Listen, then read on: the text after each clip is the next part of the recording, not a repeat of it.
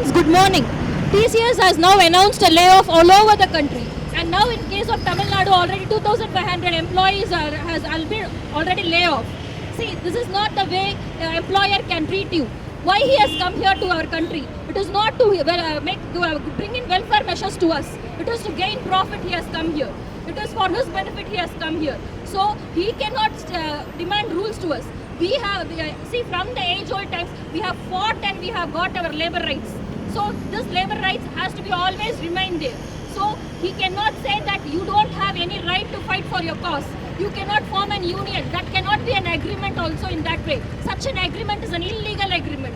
So please do come and form as a union. United we stand, divided we fall. So it is very important that all the workers here, it is not only for the TCS workers we are addressing this issue, it is for all the IT wing and the MNC companies. Because now all the MNC companies, and we know, you people already know that what has happened in case of Nokia.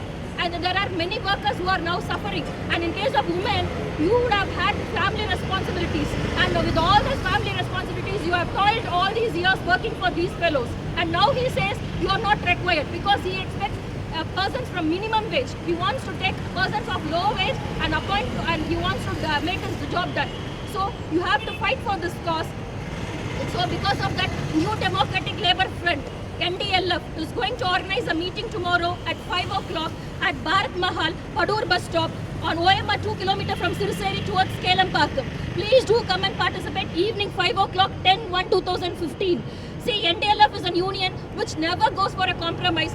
You could have heard in news that what has happened to all the Gazprom workers, how NDLF fought for it. So please do believe us. Advocates from NDLF are organizing a public meeting tomorrow, and where Advocate Balan Haridas is addressing the issue. And so please come and know your right first. What is the importance of forming a union? Please do understand and please form a union.